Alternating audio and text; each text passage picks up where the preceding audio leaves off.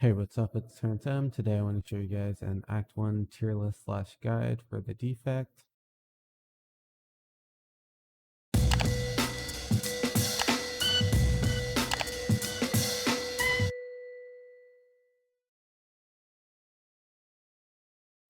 Slay the Spire is a game where you have to adapt to your current situation and what your deck needs to be stronger and change based on relics and what you immediately have in front of you to solve. So it can be hard to make guides for these types of games, so you have to be very adaptable.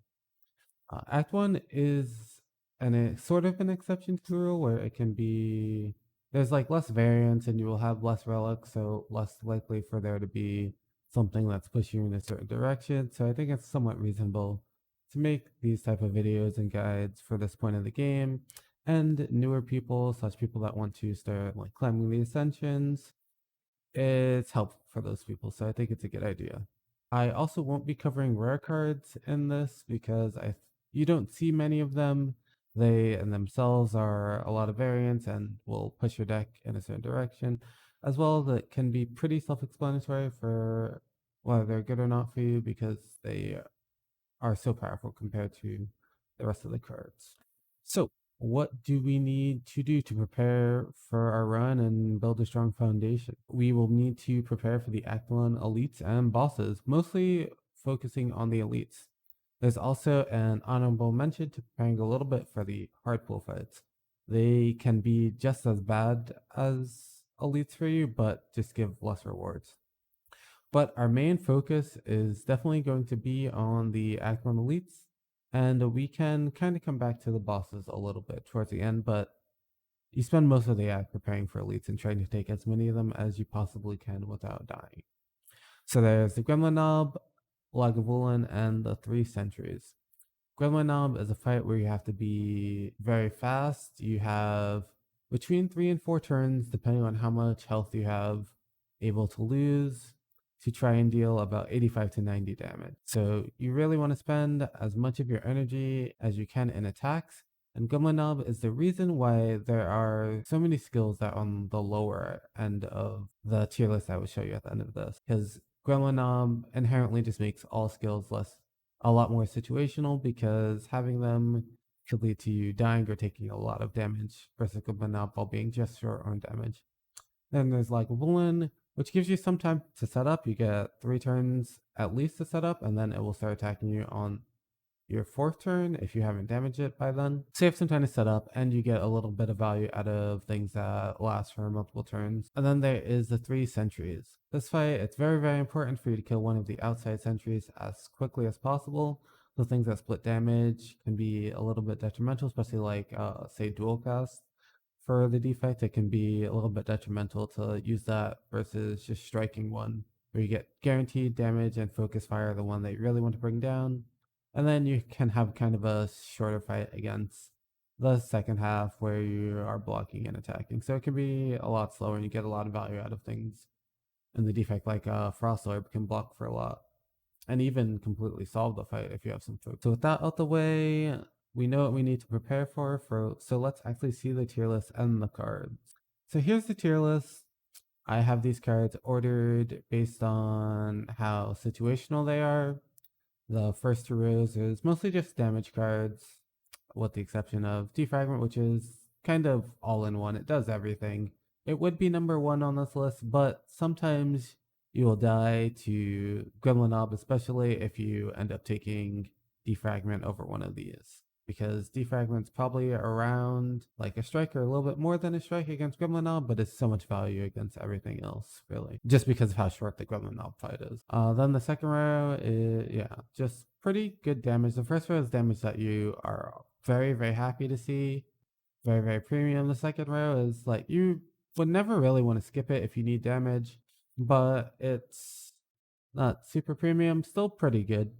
The third row is where we add the skills. Before I did have the third and fourth rows switched, but these are skills that are very, very good at blocking. Defect starts with 7 non-attacks and 4, well, Defect starts with 7 non-blocks and 4 block cards.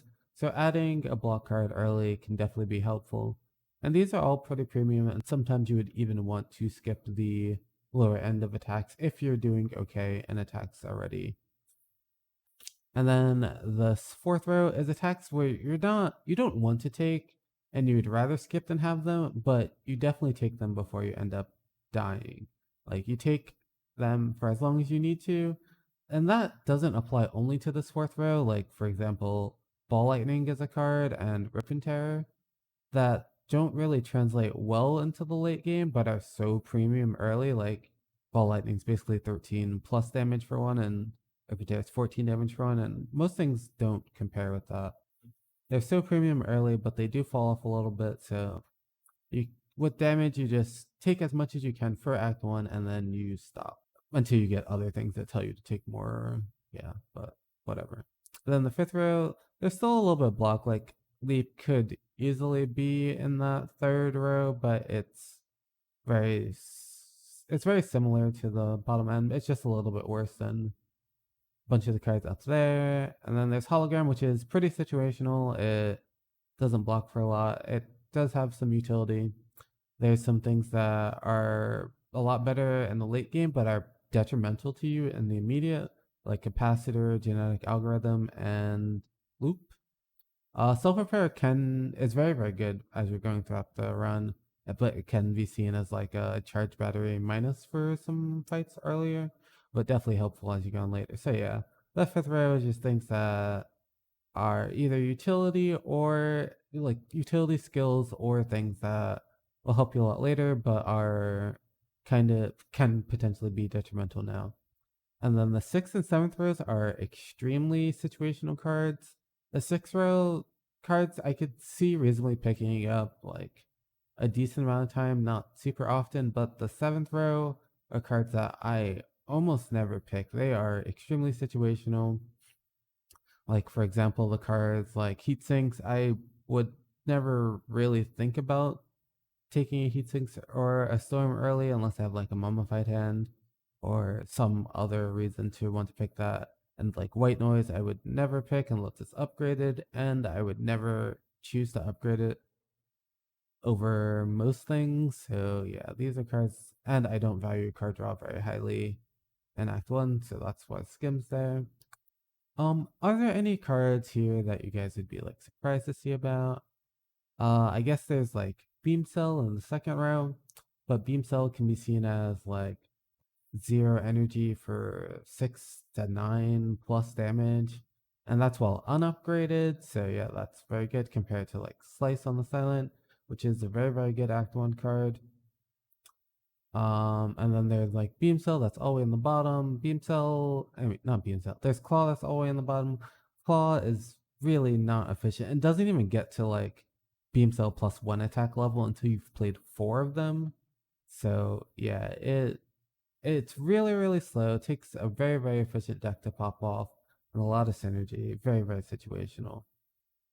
And yeah, that about does it for like the tier list and explaining the rows. I do have an extra tool to help you guys to maybe clear things up for the ones that I was not very specific with and didn't go over. I did make a chart and some notes, and you guys will be able to see this chart later. Um yeah, I will link to it below the video, but I just made some notes for each of the cards and separated it by the different tiers and columns that I had them in, as well as made this chart looking at the elites, hard pool, and the 3 different bosses, just for how I think the card is in these fights. I just use good, bad, okay. Probably could go like slightly more in depth, but I think this will get the point across and help explain why I don't think some cards are very pickable, or why I think you should pick a card a little bit more highly than you may have otherwise. So thank you for watching. Let me know what you guys thought about the video. Also, let me know what character you might want to see next for me to do an Act 1 tier list / guide on, or any other kind of sort of educational videos that you'd like for me to record for Slay the Spire. So yeah, thanks and see you later.